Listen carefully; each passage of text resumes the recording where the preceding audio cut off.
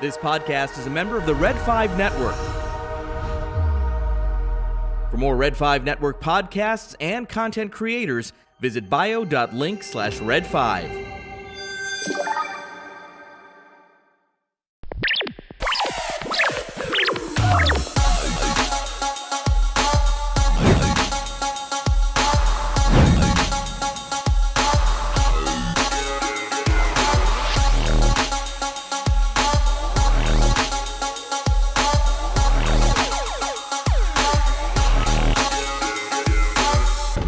This station is now the ultimate power in the universe.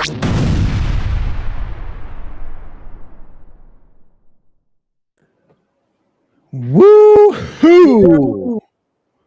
Woo-hoo, as they say, in a galaxy far, far away. How's it going, Spencer? I'm glad to be here. So I'm glad you are here. I hear it's been a busy week for you. yes, it's insanely busy as I'm finishing up my college semester. So, but after this week, everything's all chill for a few months. So excellent. Yeah, my son had a couple of midterms, and now it's on to the future. But hello to the chat. Nicole is in the house. Our friend Backyard TARDIS, Nicholas Schaefer. Backyard TARDIS. For years, I've been planning with a buddy of mine to build a TARDIS in my backyard, but that has not come to be.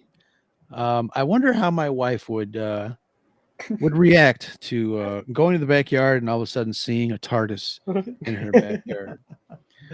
That would be a very interesting prospect. But hello, Ubaldo's here. Thanks for stopping by. We took a little break in between the our comic reviews here, and I think it's a good thing that we did, because we kind of caught up to some of the story elements, especially the one that we're going to talk about tonight.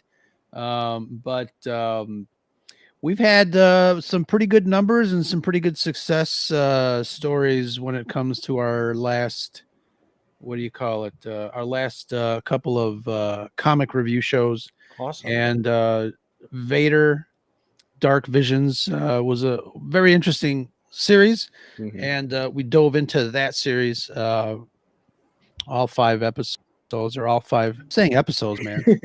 Like I've got like a TV brain. But yes, so that we enjoyed that. We took a little break, and we're going to be talking about the one-shot Cassian and K2SO, and we're going to find out how they met. We actually did find out how they met last night in the Andor series. But like I said, it was perfect timing for us to kind of take a 1-week hiatus, and then we have returned somehow, like Palpatine here. But the question has come up regarding stories that are canon, stories that are not canon, and when Disney kind of plays around with that concept. Mhm. And I know I've been posting all night regarding certain things about canonicity, if you Right. will. But wanted to get your thoughts. What and obviously we sometimes hear stories or we read stories, whether it's comic books or through the games that are so fabulous to kind of experience.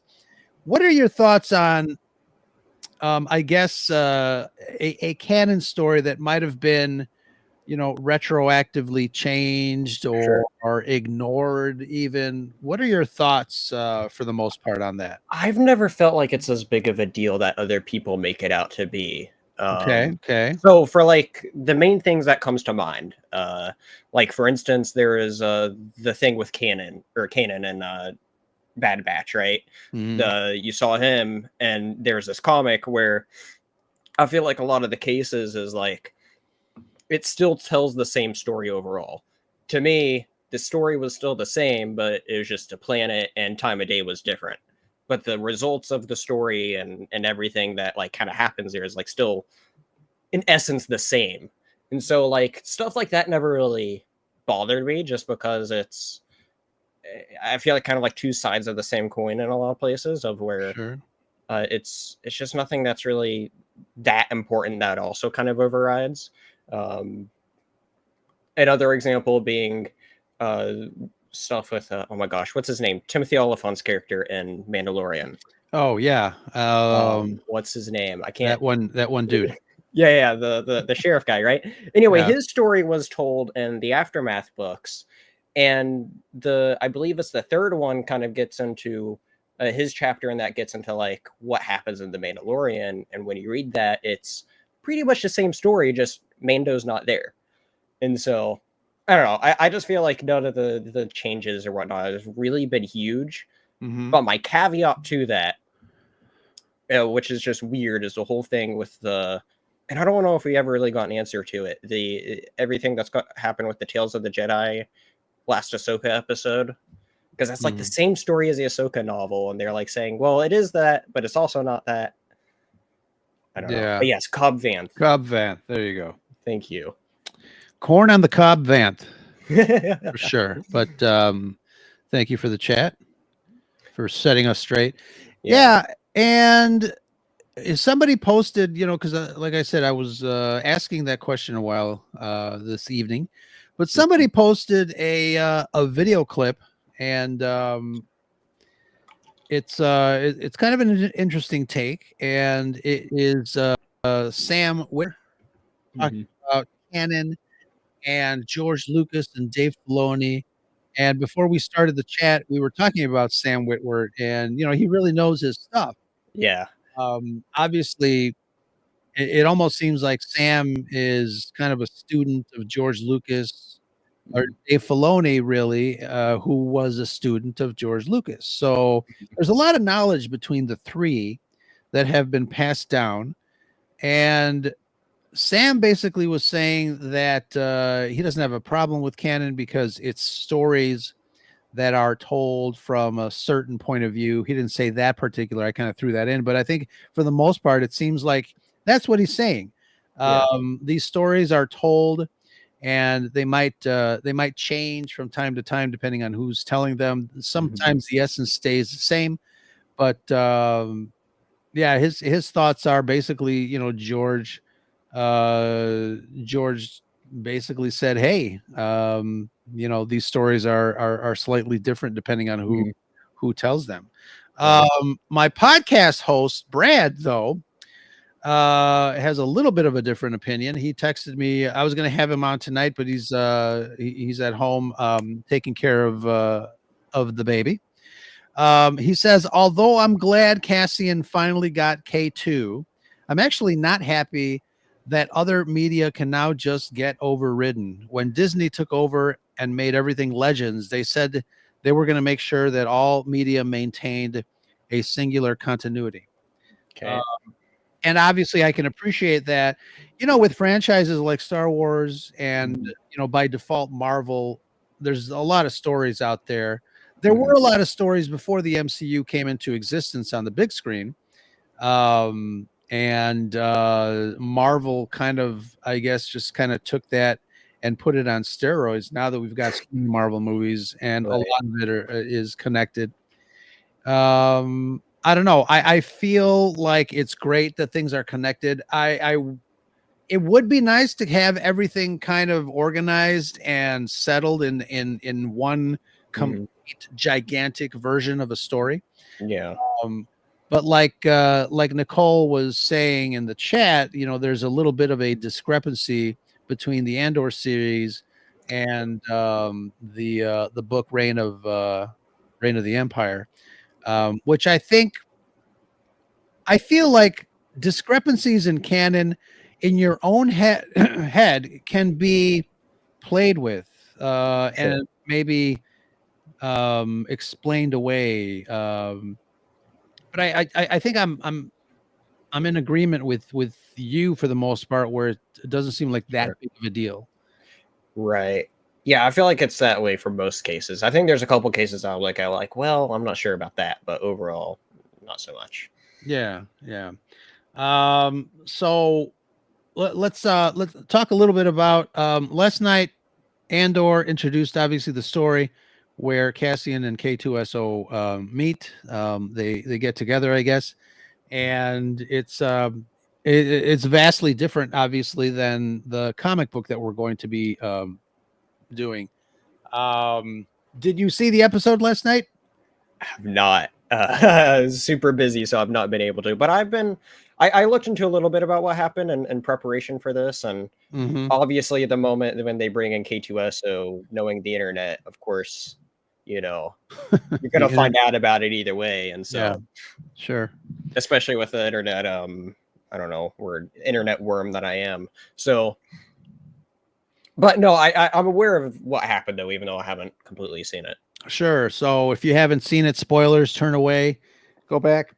But the Gorman massacre happened in the story of Andor, and the Imperial forces they deployed the K2SO droids to kind of squelch any resistance. And actually, the scenes that these droids were in were terrifying. These guys are pretty strong. Obviously, we see a little bit of that in Rogue One, but holy moly, they were actually pretty frightening. They stalked to the streets of the plaza there and threw people around like rag dolls. It was pretty frightening. So it was done pretty well.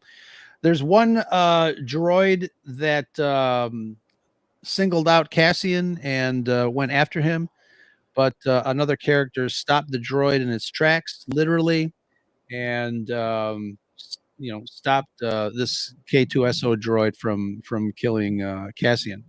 The story kind of continues, and then later on, Cassian asks for one more favor from these new characters, and he basically puts the pieces of the K2SO droid in his ship, and then they take off.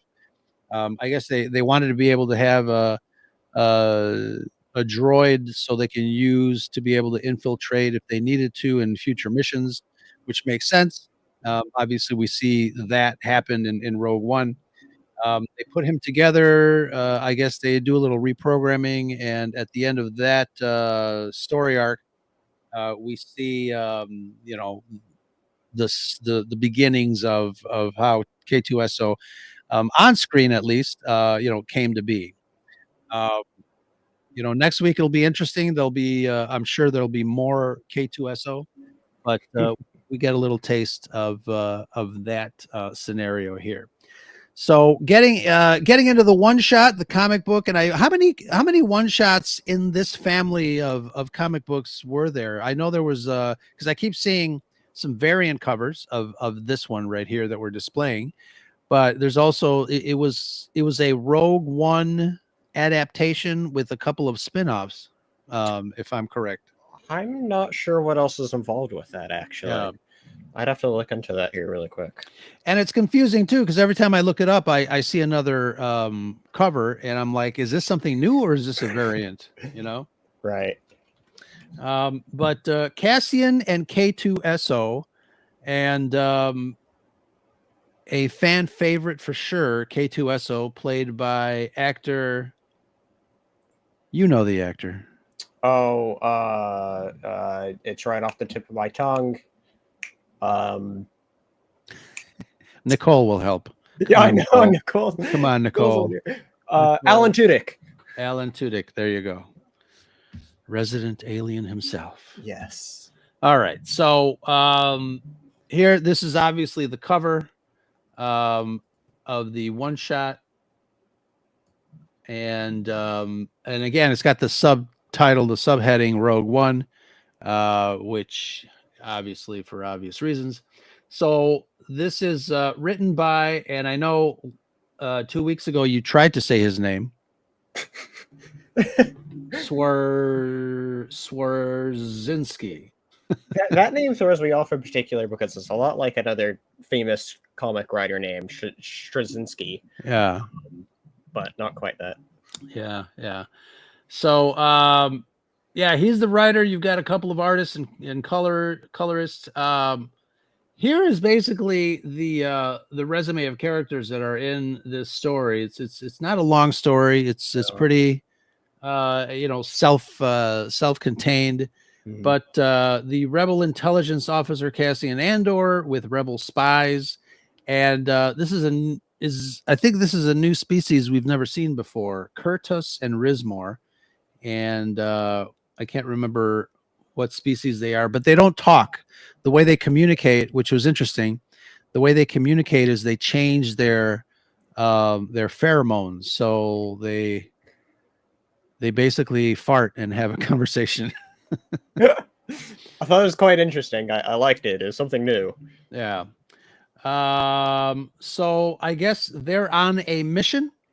They are out collecting Imperial intelligence, and Cassian, for some reason, took these two characters to help him on the mission. What did you think of the two characters? These two rebel alien characters. I mean, I like them just because of there's something different, right? Like, it's a different way to show off aliens within Star Wars than just like, hey, they speak some sort of weird language you don't know. Right. And so it's interesting that their main way of communication is smelling each Yeah. other.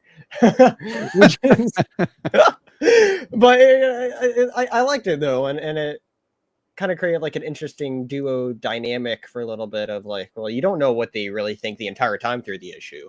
Right. They're just there, presumably helping, but like you don't know why they're really there. You don't know anything about them, and they're really mysterious. So it's cool. I think it's a cool idea brought in for the universe that I'd be interested in seeing something more like it. Yeah, it's definitely new and interesting. So they're flying to this planet. I will call it Wikako. There we go. And they land. They're obviously looking for the Imperial intelligence. And again, they don't talk. You know, a lot of the issue has Cassian kind of talking to himself Right. as a little bit of a voiceover or exposition. But it's funny because it had some funny moments, you know, because these characters don't talk. I don't have to. He says I don't have to emphasize how important that is, do I? And then they just sit there. Right. And he says, I'll take that as a no. So like I said, pretty funny moments, not bad. Get a little chuckle here and there. Sure. But it's funny because while they were up in orbit, they said this planet is backwater. There should be no Imperial or Stormtrooper present, but for some reason, there's Stormtroopers all over the place. That's a cool shot. I think this is probably like the coolest page of the series or of this comic, just showing all the different people and races around. Look at that. Like, what is that? That I can't remember what Greedo's race's name, but like Rodian. Thank you. The Rodian. I don't know if we've ever really seen an instrument like that before. Yeah, it's pretty cool. It's like a saxophone with a beatbox at the bottom. Yeah. And he obviously has got some credits there. But yeah, this it's very vibrant. Yeah. This guy's selling like cabbages or something. Right. And the familiar streamlined look of a speeder bike right here. Let's see, what else do we got? But yeah, it's a very vibrant little plaza. You've got your Stormtrooper activity up here, and very rich in alien life. So that's pretty cool, right? Yeah. I like it. I think it gives a nice like a diverse imagery of like how we like to think of Star Wars with all the different aliens and whatnot. Right, and I know a lot of people kind of have a problem when there's not enough aliens. I know the first season of Andor, it probably could have used some more aliens, but nevertheless, here we are, and it's obviously easier to draw an alien than to either create one digitally or et cetera, et cetera. But yeah, so they're off their ship. They're on the they're in the plaza. They're walking around. They're trying to get some intelligence and trying to get to a place where they need to. And again, here is where Cassian kind of has his moments where he's explaining to himself and the audience, obviously, about the elusive Imperial intel. And he's having basically a conversation with himself because these two characters don't talk. And that benefits us in a way that we're able to kind of follow the action through those conversations. I like whenever they do kind of say something in their language, their pheromones is the dots, the ellipses, trying to figure out what they're saying. But it's pretty cool.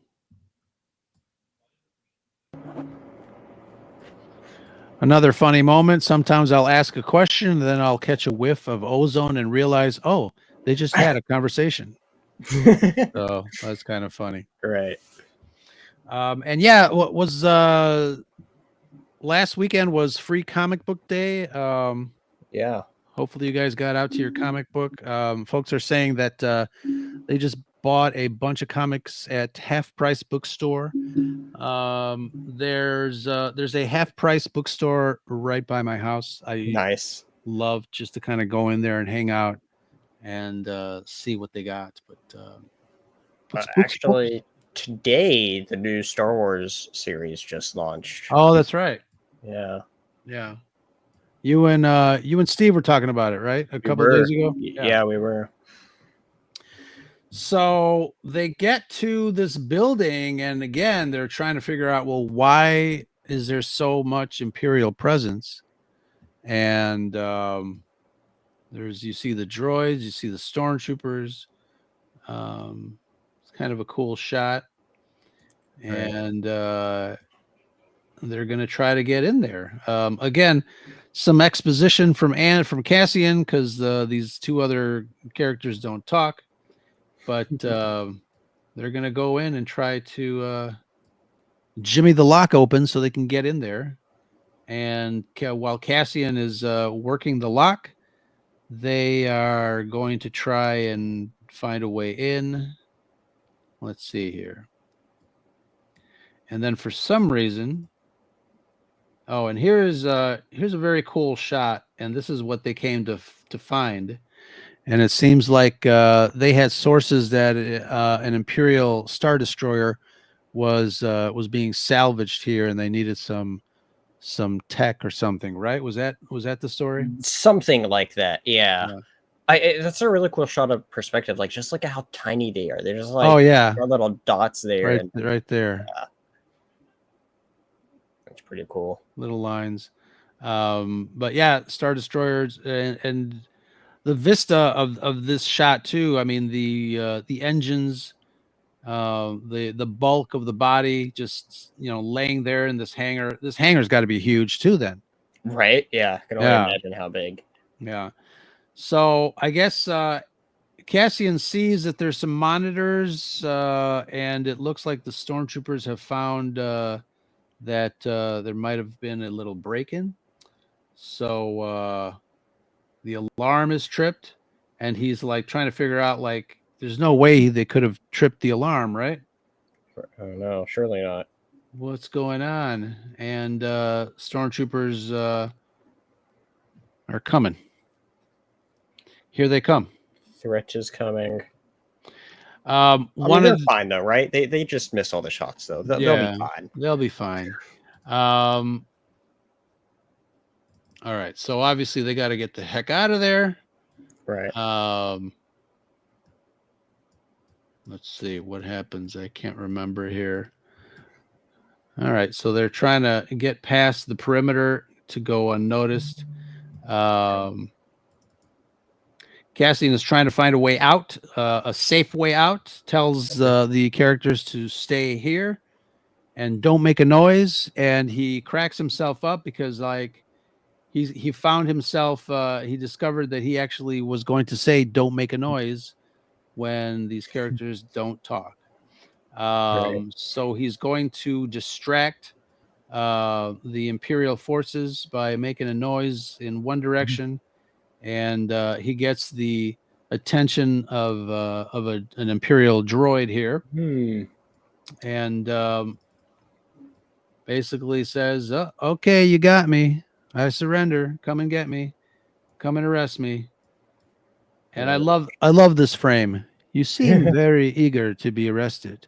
I will call for backup. Right. It's funny. Let me ask you a general question. When you're reading these comic books, especially with characters that are familiar to you from other stories, do you read it in your mind? Do you read it with their voices? Uh, Depends. I'd say it depends. That frame in particular was one, especially with it being like the first main line, like not the very first line you said, but like like the main kind of like introduction line, if you will, though, of K2SO here. Spoilers of who it will be. I definitely kind of like read that as like, oh, I completely heard Alan Tudyk saying that. Yeah. Exactly. And it's cool, when the writers kind of take the voice of the actors with new stuff and try to mimic their style, their lines. So that's kind of cool too. So Cassian, tries to surrender. The droid comes out with some handcuffs, some binders, and walks towards him. And let me see here. Does that big flip around? Yeah, Cassian does that flip and tries to deactivate him by pushing a button that he thinks is in one place, but it turns out it's somewhere else. Yep. Yeah. What do you think of this little flip? That's cool. That's like one of those comic what's the word I want to use, like styles that they kind of do action stuff with. I always find those cool when used right. Yeah, absolutely. And I know in our previous, we'll go back and do that a little bit in our previous comic discussions. We do talk a little bit about layout. This one seems a little bit more traditional in the sense where your panels are just structured in a regular kind of layout. But there are, I think what sets this apart a little bit for me is the composition of the panels. I think we're going to get to a frame that I think I'm going to blow up and see if I can print it as a poster because it's really cool. So he tries to disable the droid with various degrees of success, and it's pretty cool. Yeah, this is a good shot. I like the red in his eyes that you see. Both cases here. It's a cool way to kind of show like him being evil and when he's kind of more innocent later on. Yeah, and when it's cool, I think I heard somebody post on Twitter a couple of hours ago that last night's Andor really solidified the fear when these droids appeared in the episode. It really kind of cemented the fact that these guys are scary dudes, especially like I said, because they went around, grabbing people and just tossing them like rag dolls. So this frame kind of really represents that, and I think it's positioned really nice. Yeah, I mean, it's important to just show like how powerful those droids are, and the menace that they are, and so it's kind of cool that we're seeing I feel like in any medium that we see them in, they're shown to be something very deadly. Like we're just talking about here how deadly they are appearing in this, but then also there's Andor last night with all that, but then also another example that came into my mind was in the video games. I remember those droids being very annoying to beat the crap out of. Yeah. So here two characters come in and hit the on or the off button, not where Cassian thought it was, but he gets deactivated and falls. they pull him off Cassian and explain, I guess, where the kill switch is. But and again, Cassian's got a little technical expertise and starts to kind of do his reprogramming the memory and all that stuff. And obviously, that is an element that we didn't get to see a lot of that in the Andor series last night, but we assumed that that's what happens. Even when Rogue One came out, we assumed that Cassian probably did something to kind of reprogram him. Turns out that he didn't as much, but he at least delivered the droid to the rebel base, and the technicians there kind of did all that work. So they're still. What do you think of the art when it comes to Cassian's likeness? I think they hit it on the head. Yeah, I think it's good. Yeah, for definitely showing him there. I think, yeah, I agree. I know sometimes certain artists portray a character in a different way, and I posted jokingly. I love when they portray Princess Leia as a spicy Latina, which is kind of funny. Right. But those were some cool covers, nevertheless. So let's see here. All right, so they're turning him back on. They're testing him just to make sure that the droid doesn't want to kill them anymore.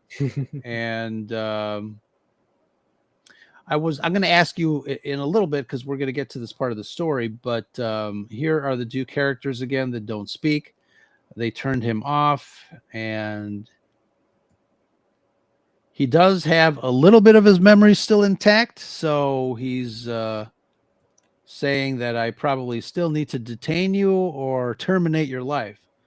And this in a live action, this would be called a jump scare. Yeah. So that's pretty cool. Then let's see.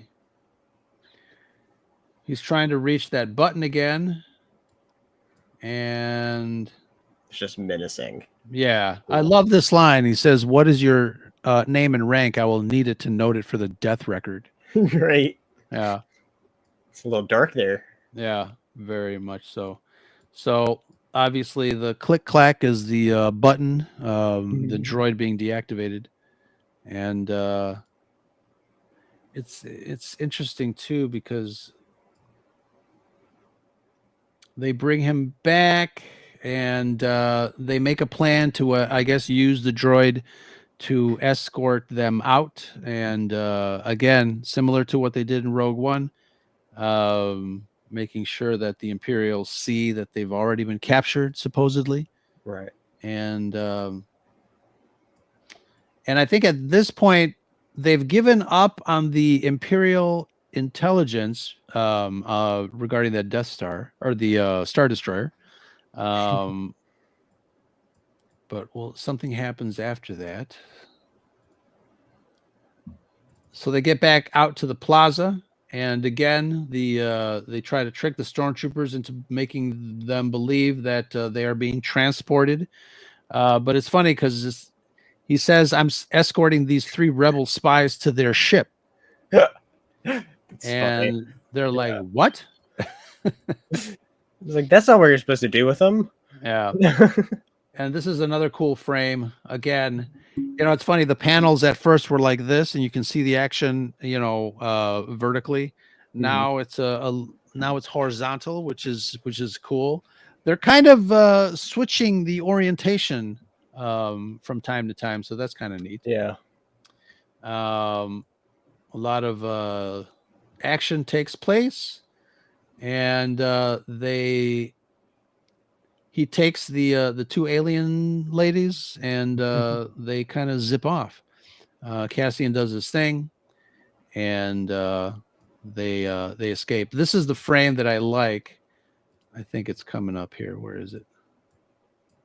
Oh no, not yet. So they get to the ship where it's being guarded by all the stormtroopers, and they're trying to figure out how best to get off. And I forgot, are they talking about the intel here. No, they're talking about. Well, I think they were saying that there's stuff with K2SO that'd be valuable though that he'd have. Yes, But yeah, because that's kind of, I think, part of the reason why they were like, hold on, we should take him with us. yeah.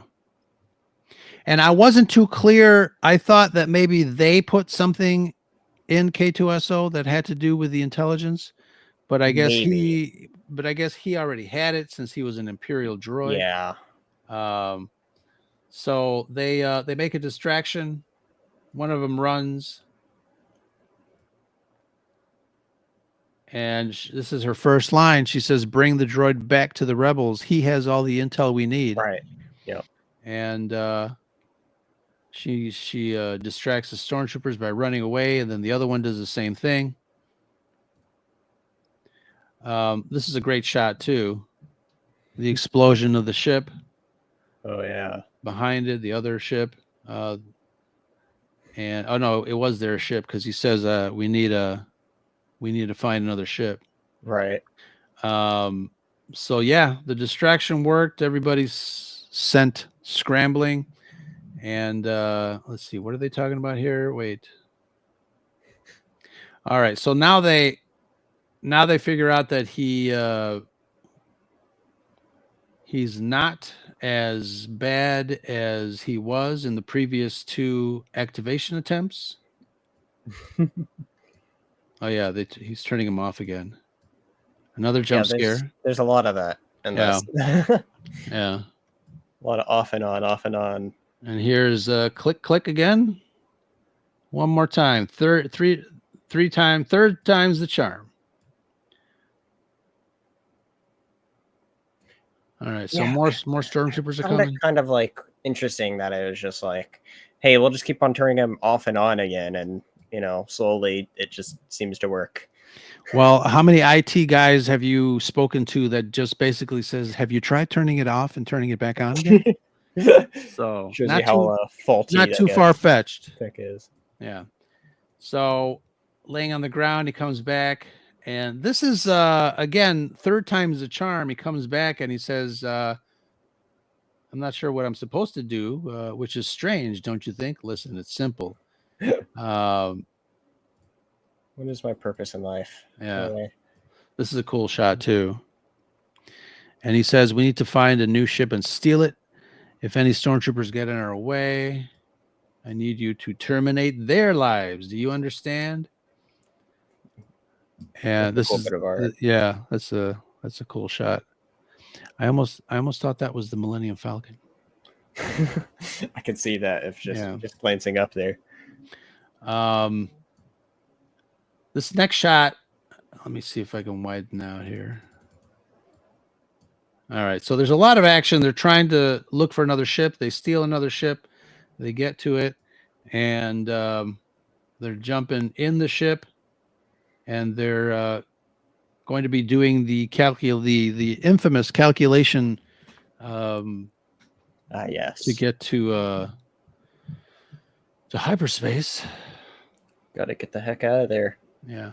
I love this frame over here. I can't show it to you because it's vertical, but this one over here with all the stormtroopers shooting up that way. Yeah, that's cool. It's really great shot. Zock.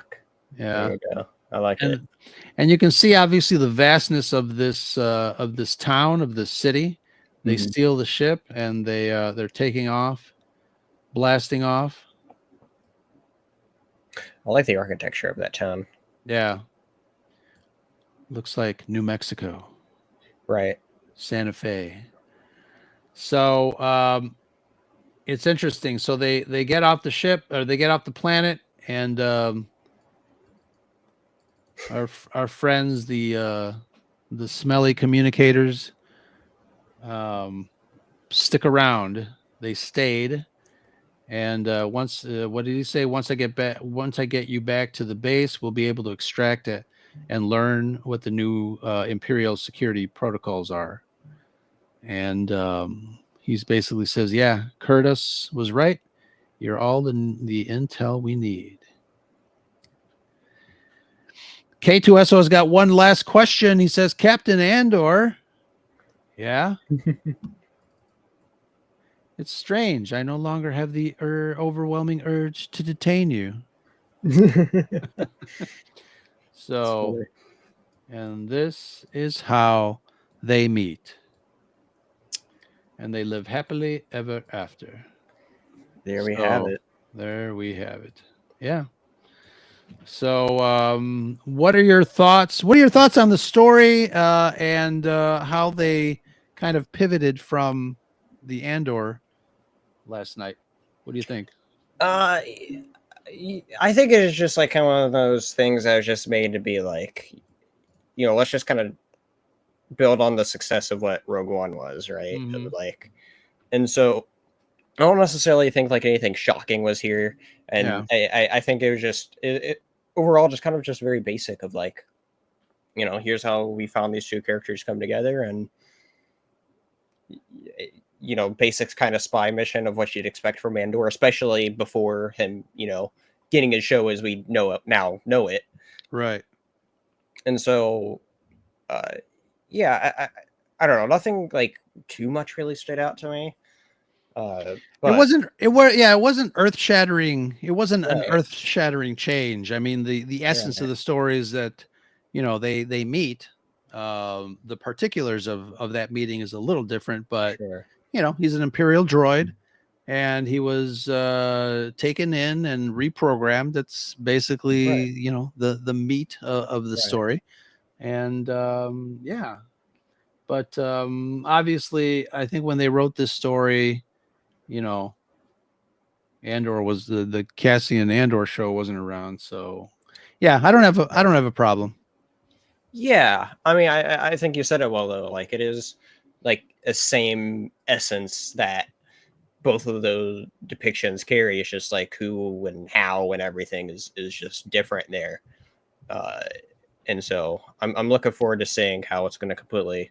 Or for me, I know everyone else here probably has already seen it, but I'm looking forward to seeing exactly how it plays on screen there.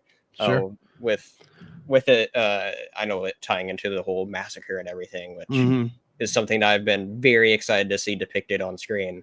So, you're a sick man. I know, right? Yeah. But I posted a question in the chat. What do you guys think of the comic book? Do you like that story more so than what we got last night? Do you think it's a big deal? What is the scuttlebutt? See if you guys can answer that. But Cassian and K2SO, obviously fan favorites from Rogue One and now the Andor series. And I was telling you beforehand, I didn't buy the comic book. I found the comic book online and I grabbed some of the screenshots to read it. But if I had found it in a comic book store, I probably would have picked it up. I know I was seeing a lot of the Rogue One spin-offs and one-offs. This one obviously was a one-off. But I wouldn't have minded owning it. The art was not bad, and I think it did its job. Yeah, I'd agree. Like, this was the only sort of story that we had for Andor to follow up on where he came from. Same thing with K2SO, like what exactly how they came to be until when that first season of Andor come out? Was that 3 years ago? Yeah. And so we're talking 5 years later from this comic when we even get to see more Andor at all. Right. Yeah. If you were to give it a star review, out of 5 stars, where would this lay? In your ratings. See, like, it didn't, like, even though it wasn't like bad per se, nothing really like stood out too much about it, and so I think it's kind of like very much middle of the road for me. So I'd probably say 2.5. Not that as bad, but also nothing that's like, oh, like you need to go read this. Like, oh, this great origin here. And it's kind of, for me, like what you'd expect, I think. Yeah, I think so too. I would probably rate it a little higher. I think it's always cool to kind of see these characters on new missions and new environments and things like that. So I Sure. probably would give it maybe like a 3.5, somewhere in there. I do agree with you though that nothing earth shattering in the story. Sure. But it was, to me, it was still enjoyable.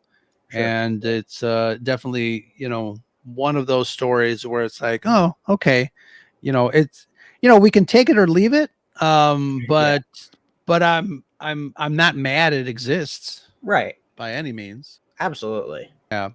Yeah, I mean, I think there's some good things from it. Like the alien race thing is probably the alien sniffers are probably what I've gotten most out of it. Yeah. It's like I like that expanded the galaxy in that way. Mm-hmm.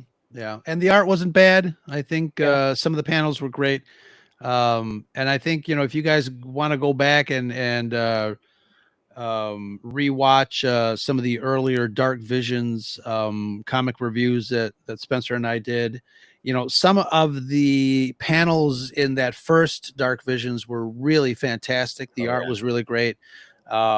This one was a little more traditional in its layout and the art style, which I'm not taking points away from that, but I think it was it was fine. Like I said, 3.5 out of 5. You gave it 2.5? Yeah. So yeah, it is what it is. Yeah.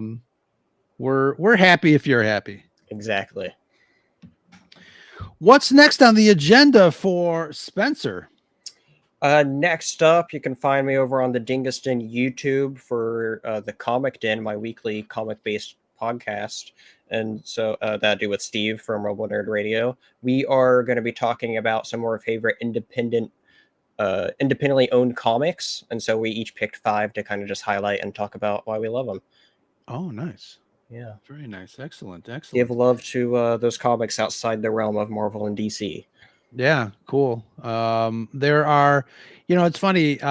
Whenever I go to a bookstore or a comic book store, if I've got like some loose change, a couple of singles in my pocket, and I want to pick something up, one of the things I do is, they say that you should never judge a book by its cover, but unfortunately, I'll go in. If I like a cover, I'll pick it up. It's like what attracts me when I first walk into a bookstore. So the covers are always cool, and sometimes the stories are not that great, but the covers are well drawn. I think I really appreciate a really great piece of Star Wars art for sure. Absolutely. So that was the Cassian and K2SO one shot comic review, our discussion with Spencer. And if you guys in the chat have any suggestions for what we can tackle in the near future, please let us know. Put it in the chat or email us. We also have a hotline, 773-234-8659, or email me at scarifscuttlebutt@gmail.com. Don't miss this Saturday. We just watched an amazing 3-episode arc on Andor last night. And Brad and I have thoughts, and we'll be talking about it on ScarifLive Saturday at 7. And take a listen again to the rest of the Red 5 Network team over at bio.link/Red5. Any final thoughts on comics and reviews? Let me ask you, let's do a little surprise. What is a comic book? And don't look at the cover. Don't think about it too much. What is the comic book that you might have at arm's reach right now? Just pick something. What do you got? Arm's reach? I don't think I have any at arm's reach. Wait. I got one right behind me that is Last Ronin TMNT. That'd be the closest to me. Oh, nice. I just picked out 2, and they're 2 comic books signed by Charles Soule. Ooh. Oh, that's awesome. Bounty Hunter and Darth Vader #1. His Darth Vader I absolutely love. Yeah. This is my closest one because it's kept in a special box right beside me. I saw that at Target, and again, I was going to pick it up because that cover is fabulous. Oh yeah. Look at that. Yeah. This Really is great. one of the best comic stories that has come out within the last decade, I'd say. Yeah. Oh And wow. so it's amazing, and may or may not be something I mention on the Comic Den on Sunday. Excellent. Excellent. Awesome sauce. Nicole, thank you so much for that comment.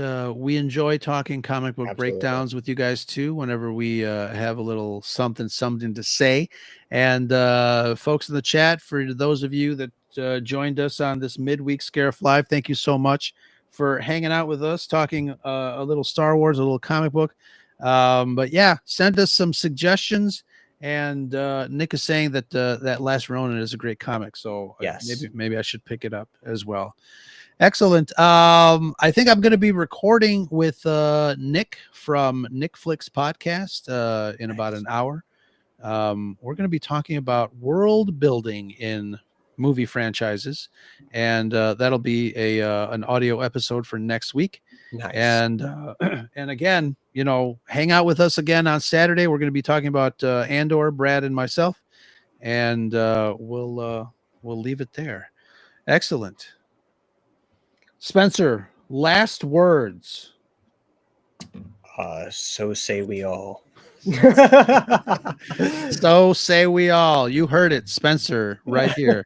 He said it all. Excellent. There we go. Friends, thank you so much for hanging out with us on this comic review. And I will drop this audio with some little extra tidbits here and there for this weekend. So if you're not into YouTube and you want to listen to us while you're driving to and fro, I got you covered. Until next time, that's Spencer. I'm Ro. And remember, it's always sunny on Scarif. And that's the Scuttlebutt. Peace.